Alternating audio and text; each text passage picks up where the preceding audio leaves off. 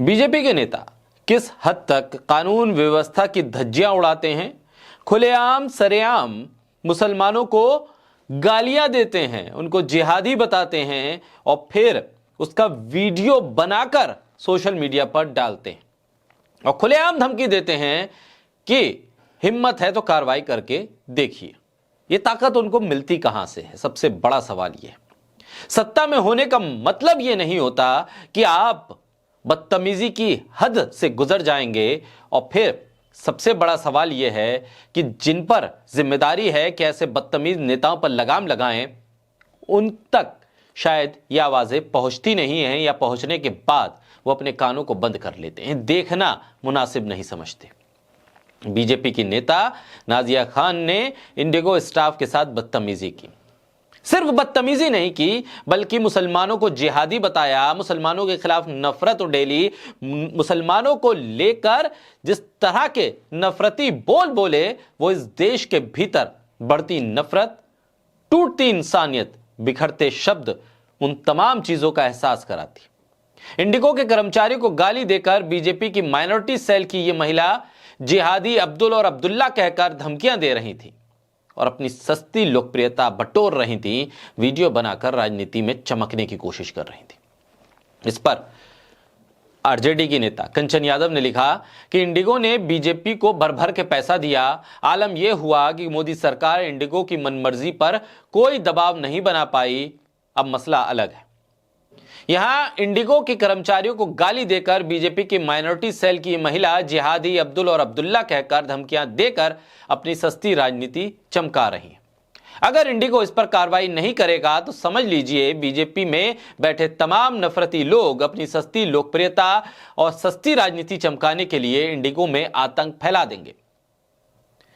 मोदी तो इस महिला को प्रमोट करेंगे ही, आखिर में खुद भी गोधरा कांड करवा कर प्रधानमंत्री तक जो पहुंचे हैं। यह बात कही है कंचन यादव ने। सवाल यह, अभी कुछ दिन पहले इंडिगो पर एक भारी दबाव था। यात्रियों को किस हद तक परेशानी हो रही थी, किराया किस हद तक बढ़ा दिया गया था, लोग बेहाल थे और सरकार खामोश रही। इतना दबदबा है इंडिगो का फिलहाल एविएशन सेक्टर में भारत। और ऐसे एयरलाइंस पर एक बीजेपी की नेता आकर उसके कर्मचारियों को धमकाए, उसके कर्मचारियों का नाम पढ़े आई कार्ड से और फिर उनके धर्म को लेकर टारगेट करे, उनके नाम को लेकर टारगेट करे, और उसके बाद भी अगर इंडिगो खामोश रहे तो फिर माजरा कुछ और है।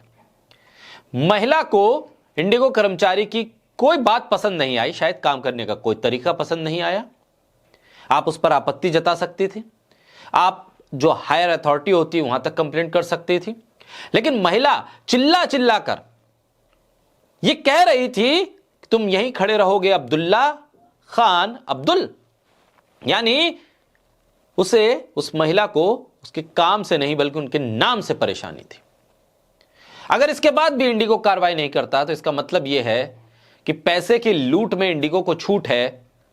और अगर नफरत फैलाने के लिए बीजेपी के नेता उतर आए और सामने टारगेट पर कोई मुसलमान कर्मचारी हो तो उन नेताओं को भी छूट मिलेगी इंडिगो की तरफ से। सरकार इंडिगो को पैसा कमाने के लिए छूट देगी और इंडिगो बीजेपी नेताओं को नफरत फैलाने के लिए छूट देगी। वैसा वर्षा हो जाएगा ये मामला। मतलब आपत्ति काम से नहीं, नाम से। अशोक कुमार पांडे ने लिखा कि क्या कुणाल कामरा पर बैन लगाने वाला इंडिगो अपने कर्मचारी से निष्ठापूर्ण व्यवहार करने वाली इस कम्युनल महिला पर कोई कार्रवाई करेगा? सवाल यही है। अगर इंडिगो कुणाल कामरा पर कार्रवाई कर सकता है तो फिर इस महिला नेता पर कार्रवाई क्यों नहीं? सोशल मीडिया पर लोग लिख रहे हैं, टैग कर रहे हैं इंडिगो को और कह रहे हैं कि ब्लैकलिस्ट कीजिए इस महिला को, लेकिन फिर भी इंडिगो की तरफ से कोई कार्रवाई अब तक नहीं हुई है, कोई क्लियरिफिकेशन उसका नहीं आया है। इसके बावजूद बीजेपी अल्पसंख्यक सेल की नेता नाजिया खान इलाही ने आरोप लगाया कि इंडिगो के 3 मुस्लिम कर्मचारियों ने उसके साथ बदसलूकी की।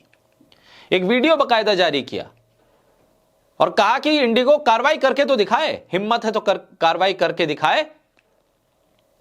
दुर्व्यवहार के बारे में वो इस वीडियो में बताती है कि कैसे बोर्डिंग प्रक्रिया से शुरू होती है, कार्रवाई का सामना वो करती हैं, उन्हें गुस्सा आ जाता है।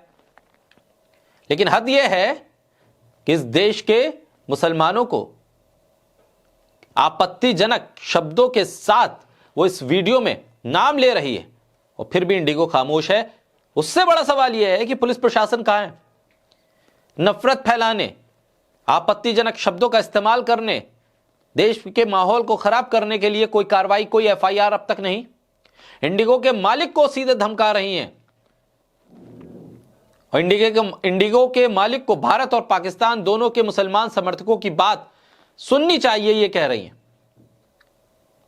और वो चुप नहीं रहने वाली, ये भी बता रही हैं। वो कह रही हैं कि किस तरह से जिहादी मानसिकता का प्रदर्शन किया है और साथ ही एयरलाइंस के मुस्लिम कर्मचारियों का पक्ष लेने की बात भी कही है।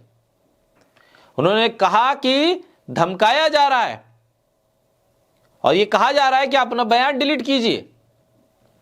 उन्होंने कहा कि यह ऐसे इंडिगो नहीं चलेगी। अब ये बीजेपी की एक माइनॉरिटी सेल की महिला नेता इंडिगो को बताएगी कि इंडिगो चलेगी कैसे। मुसलमानों का समर्थक होने की बात कर रही है और कह रही है कि इंडिगो मुझे ब्लैकलिस्ट करे, क्योंकि बड़ी तादाद में लोग कह रहे हैं कि इसे ब्लैकलिस्ट करना चाहिए। उन्होंने कहा कि जैसे ही इंडिगो के 3 मुसलमान कर्मचारियों पर उन्होंने अपना गुस्सा निकाला तो सोशल मीडिया पर सुअरों का झुंड घेरने के लिए आ गया। यह शब्दावली बीजेपी नेता की है। उन्होंने कहा कि अगर ब्लैकलिस्ट वो नहीं करेगी तो जितनी बार वो यात्रा करेंगी इंडिगो से, और ऐसे मुसलमान कर्मचारी जब भी उनके सामने आएंगे वो वीडियो बनाएंगी, पोस्ट करेंगी। सीधे तौर पर यह इंडिगो के कर्मचारियों के साथ हुई बदसलूकी सिर्फ उन कर्मचारियों तक सीमित नहीं है, बल्कि इस महिला की मानसिकता मुसलमानों से नफरत की हद तक जा चुकी है। सोशल मीडिया पर लोगों की तीखी प्रतिक्रिया मिल रही है, बहस छिड़ गई है इस टिप्पणी पर। सवाल यह है कि अब तक इस महिला पर कोई एफआईआर पुलिस की तरफ से क्यों नहीं की गई, एयरपोर्ट अथॉरिटी की तरफ से क्यों नहीं की गई, इंडिगो की तरफ से क्यों नहीं की गई, इंडिगो ने अब तक इसे ब्लैकलिस्ट क्यों नहीं किया। और ये सोशल मीडिया पर आकर सीधे तौर पर नफरत अगर फैला रही है तो इसे छूट कहां से मिली है और क्यों दी जा रही है ऐसे लोगों को खुली छूट।